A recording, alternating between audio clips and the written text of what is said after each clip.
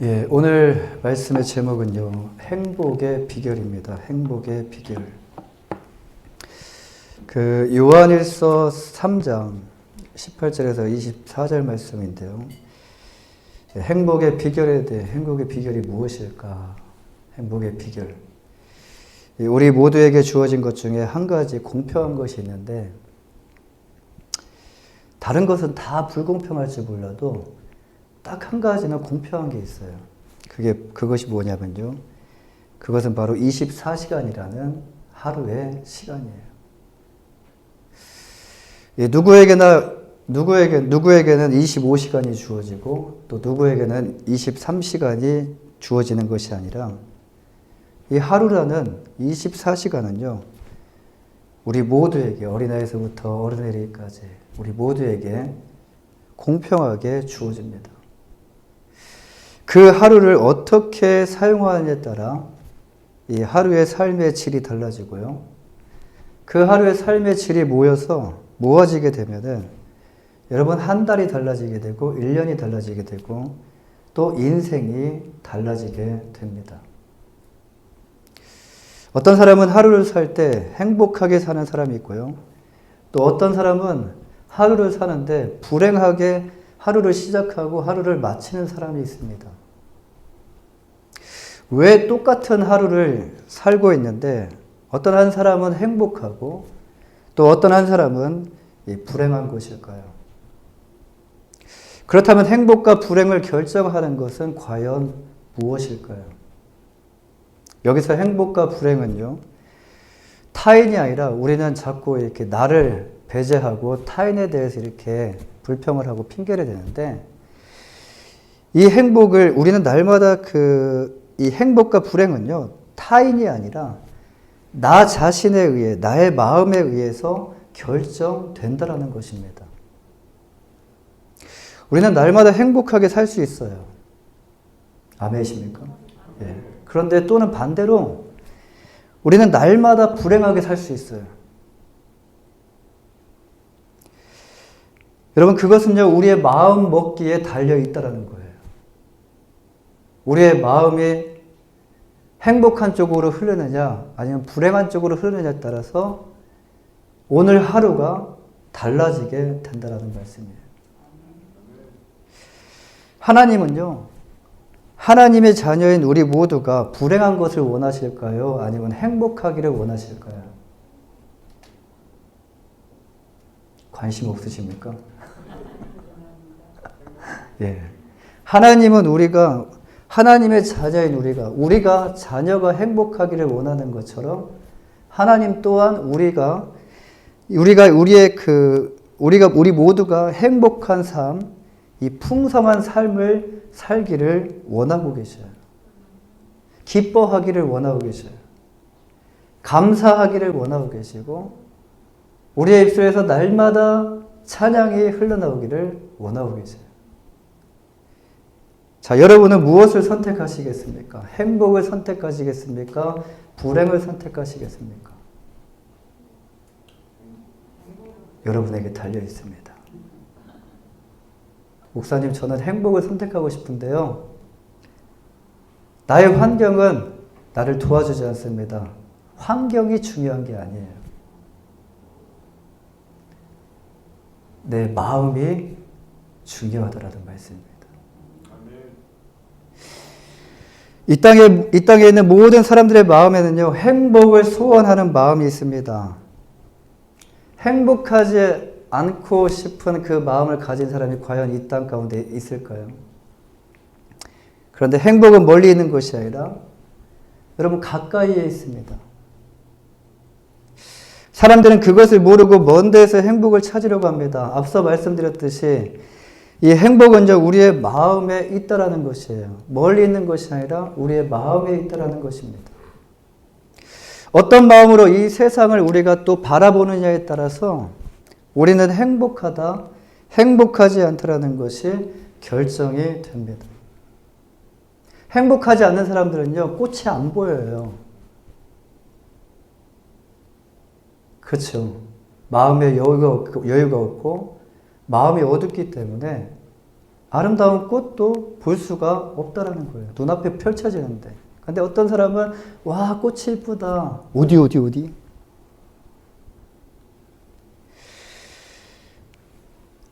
사물이나 사람이나 자연을 볼 때 한자로요. 이 볼관자를 쓰는데요. 이 말은 곧 내가 어떤 마음으로 또는 어떤 눈으로 세상을 바라보느냐가 중요하다라는 말씀이에요. 이것을 이 세계관이라고 말을 하는데요. 세계관, 가치관. 우리 안에 자리 잡아 있는 세계관을 통해서 우리는 이 세상을 바라보게 됩니다. 세상이 우리 안에 들어오는 게 아니라 우리 안에 있는 마음을 통해서 우리의 눈을 가지고 이 세상을 우리가 바라보게 되는 거예요. 더러운 마음으로 세상을 바라보면 다 더럽게 보여요. 고약한 생각을 품고 사물을 바라보면 어떻게 보이겠습니까? 또 사람을 보는 것도 마찬가지겠죠. 내 안에 거짓말이 있으면 저 사람도 거짓말하는 것처럼 보여요. 인도의 사람들은 사람을 볼 때에 그 사람의 외모, 즉 얼굴을 보는 것이 아니라 여러분 그 안에 있는 영혼을 본다고 합니다. 영혼이 보이지 않는데 인도의 사람들은 영혼을 본다고 그래요. 그만큼 그들은 커다란 눈으로 강렬한 시선을 주고받으면서 서로를 무한히 깊게 들여다본다라는 것이에요. 눈을 통해서 서로의 안을 깊게 들여다본다고 합니다. 그래서 인도 사람들은요, 거리에서 한 번 본 사람이라도 평생 동안 잊지 않는다고 해요. 거리에서 한 번 본 사람도. 여러분, 우리는 어떻습니까? 우리는 그리스도 안에서 맺어진 형제 자매를 어떻게 바라보고 있습니까? 여러분, 진실한 마음으로 대하고 있습니까? 이런 마음이 없다면 우리는 왜 이렇게 하고 있는 것일까요? 그것은 우리의 마음 가운데 이 따뜻한 마음과 밝은 마음이 없기 때문이라는 거예요. 우리 안에 따뜻한 마음과 밝은 마음이 있으면요, 우리는 행복합니다. 우리가 행복하지 않는 이유가 우리가 뭔가가 비어있고 우리 안에 뭔가가 부족한 것을 느끼기 때문에 그렇다는 거예요. 우리가 배가 고프면요, 배만 고픈 것이 아니라 배만 고픈 게 아니라 몸도 추워지죠. 몸도 춥고 몸만 추워지는 게 아니라 마음도 추워져요. 배고픈 거 하나로 내 몸이 추워지고 내 마음이 추워지는 것을 느끼게 돼요. 반대로 우리가 배가 부르면요, 배만 부를 뿐만 아니라 몸도 따뜻하고 마음도 따뜻함이 느껴져요. 여유가 생깁니다.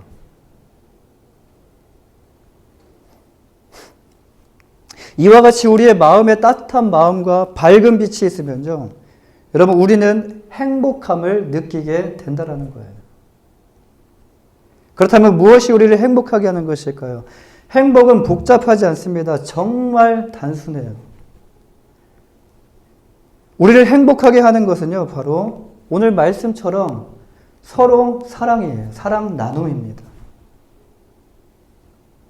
주님께서는 우리에게 이렇게 말씀하십니다. 요한복음 13장 34절 35절에 보시면 새 계명을 너희에게 주노니 서로 사랑하라. 내가 너희를 사랑한 것 같이 너희도 서로 사랑하라.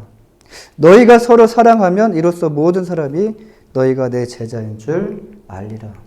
예수님이 곧 하나님께서 우리에게 보내주신 러브레터라는 것을 여러분 알고 계시죠? 우리 안에 하나님의 사랑을 회복하시고 또 하나님의 그 사랑을 전하게 하시기 위하여 우리를 먼저 하나님께서 구원하여 주셨다는 것을 여러분 기억하시길 바랍니다.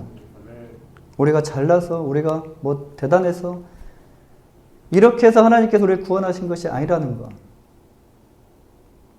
사랑이 있는 곳에는 따뜻한 마음이 있고요. 그리고 밝은 마음이 있습니다. 또 사랑이 있는 곳에는 행복 또한 있습니다. 행복이 있어요. 우리가 무엇을 소유해서 행복한 것이 아닙니다.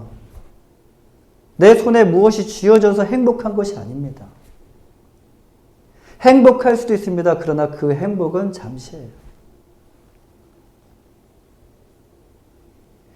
행복은 무엇을 소유하는 것에 있지 않고 단순히 그 안에 사랑이 있을 때, 아, 행복하다. 이 마음이 내 안에 있을 때 내가 행복을 느낄 수 있고 내가 여유가 생기는 겁니다. 오늘 하나님 말씀을 우리가 대할 때 성령 하나님을 통하여 놀라운 깨달음이 저뿐만이 아니라 여기에 계시는 여러분 안에 있기를 간절히 소망합니다. 많은 사람들이 이 사실을 놓치는 이유는요. 이것이 뭐 어려워서 그런 것이 아니라 너무 단순하고요. 너무 쉽기 때문이에요. 그리고 또 한 가지는 뭐냐면 다 아는 사실이기 때문에 그래요.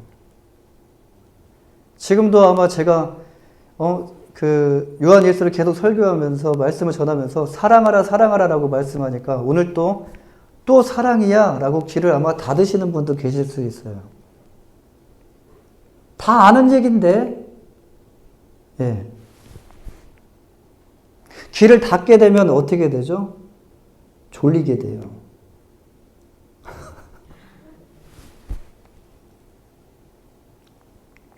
많은 사람들이 성공하지 못하는 이유가 많은 이유 중에서요. 어떤 이유를 꼽냐면 다 아는 사실이라고 생각하기 때문이라고 성공한 사람들이 말합니다. 다 아는 얘기야. 다 아는 얘기야. 성공하지 못하는 이유가 다 안다고 생각하기 때문에 성공하지 못한다는 거예요. 여기서 중요한 것은요. 아는 사실이 아니라 아는 것을 바로 행동으로 옮기며 제가 추구하는 게 있습니다. 3가지. 단순, 반복, 지속이에요. 단순히 반복적으로 지속적으로 행동하는 것이에요. 성공한 사람들의 특징이 이런 사람들입니다. 단순하고 반복적으로 지속적으로 하게 됩니다. 그래서 지금도 행복을 멀리서 찾아 헤매고 있는 것입니다. 아이들에게 행복에 대해서 물어보면요. 굉장히 단순하게 대답을 합니다. 엄마 아빠와 함께 있어서 그냥 행복하다라고 말을 해요. 뭔가 특별하게 대단한 것을 해줘서 행복한 것이 아니라 그냥 엄마 아빠와 함께 있어서 행복하다라고 말을 해요.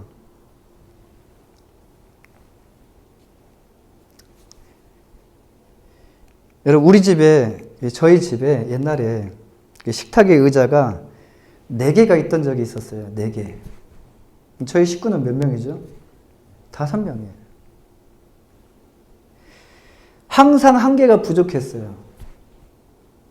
그래서 아이들 먼저 먹이고 그리고 저희 부부가 먹었던 적이 있었습니다. 아이들 3명 같이 먹이고 어렸을 때니까. 그런데 어느 날 성도님 한 분이 의자 하나를 저희 집으로 가져오셨어요. 그 의자가 좋든 나쁘든 의자 하나가 생긴 겁니다. 근데 식탁의 의자가 이제 5개가 되었는데 그래서 이제는 따로 먹을 필요가 없어졌습니다. 매일마다 아이들 먼저 챙겨주고 우리 먹고 아이들 먼저 챙겨주고 이렇게 했었는데 처음으로 식탁에 앉아서 모두 앉아가지고 함께 아침을 먹고 이렇게 저녁을 먹었습니다. 굉장히 어색했습니다.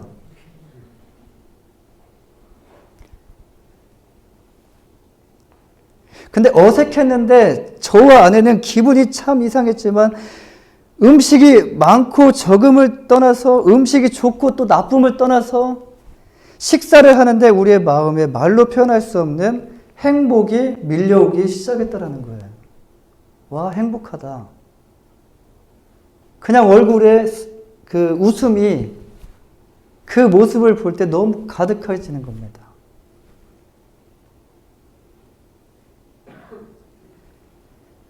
그 모습이 너무 좋아서 그냥 마음이 울컥하면서 눈시울이 뜨거워졌어요. 너무 감사하고 너무 행복해서.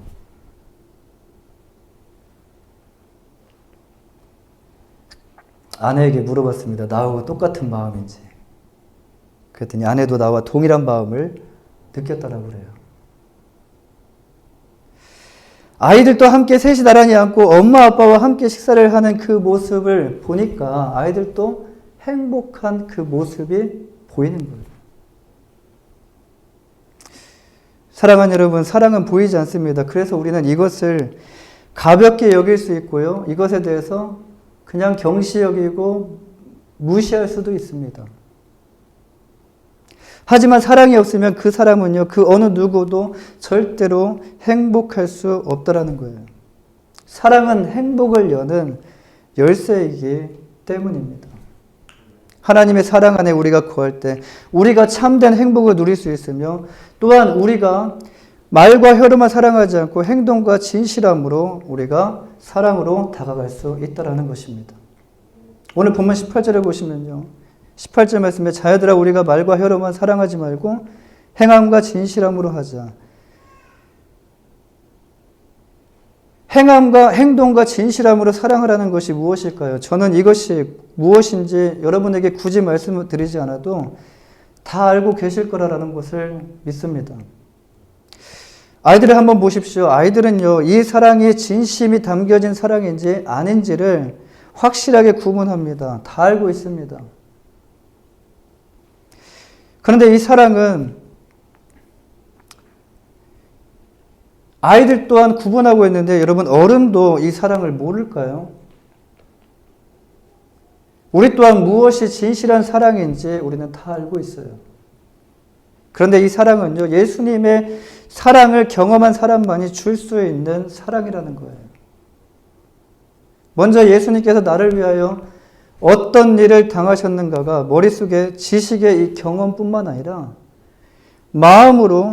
마음으로의 그 경험을 한 자가 이 행동과 진실함으로 사랑할 수 있다는 것입니다. 교회가 정말 예수님께서 우리에게 행하셨던 그 진실한 마음으로 서로 사랑하게 된다면 교회는 여러분 세상이 부러워하는 행복이 가득한 교회가 될 것이라고 저는 강하게 확신합니다. 지금 세상은 사랑이 점점 식어지고 있는 추세예요. 그들은 사랑을 찾고 있습니다. 우리가 이렇게 행할 때 우리는 무엇을 알게 될까요?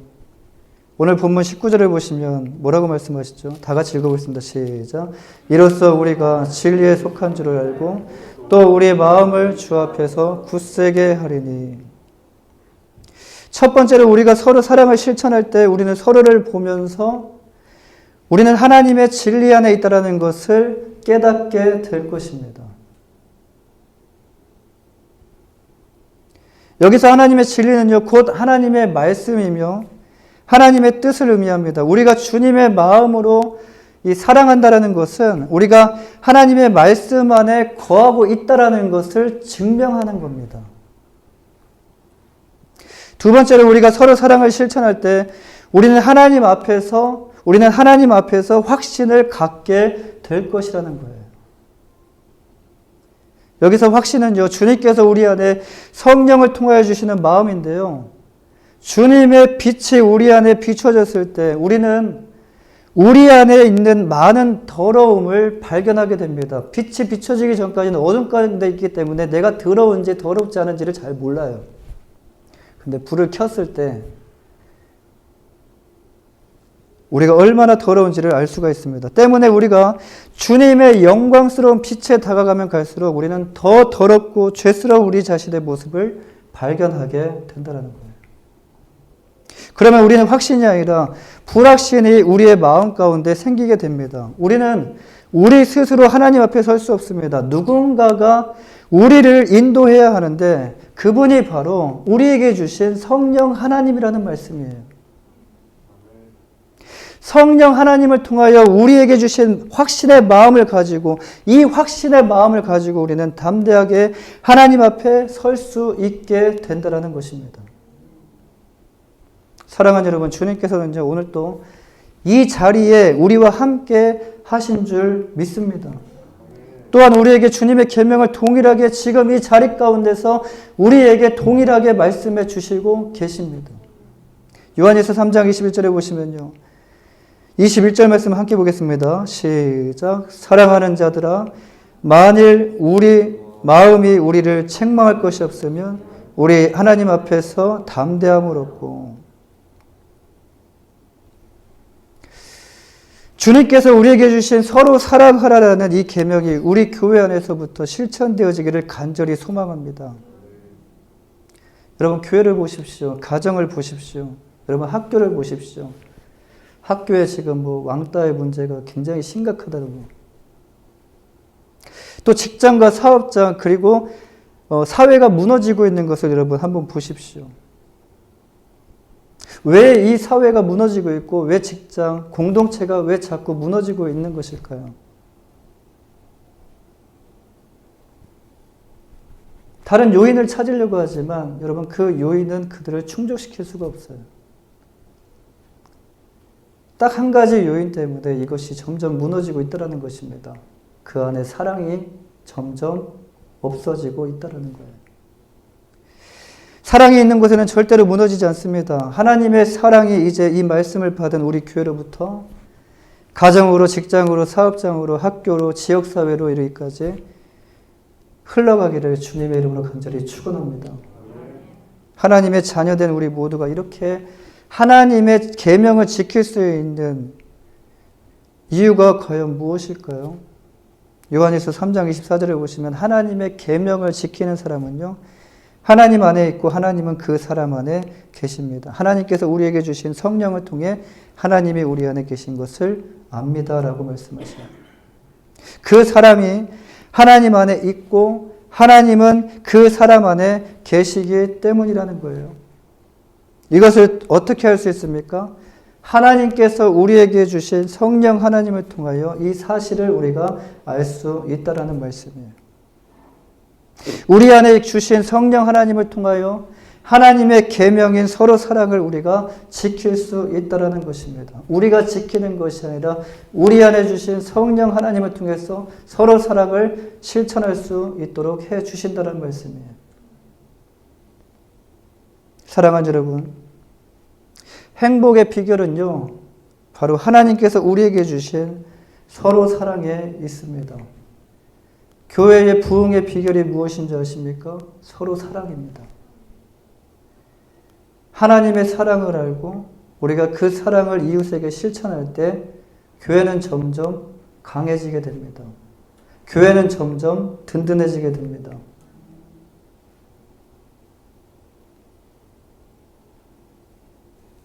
사랑을 한다는 것은 사랑을 주고 받는 것을 의미하는데, 사랑을 할 때 일방통행이 아니라 주고 받는 것을 의미하는데요.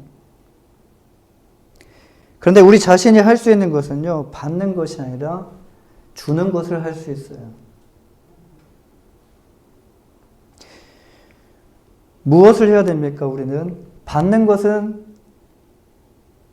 생각을 하게 되면은 괜히 시험 드니까 받는 거 생각하지 마시고 우리가 할 수 있는 것을 생각하십시오. 우리가 할 수 있는 게 뭐죠? 주는 것.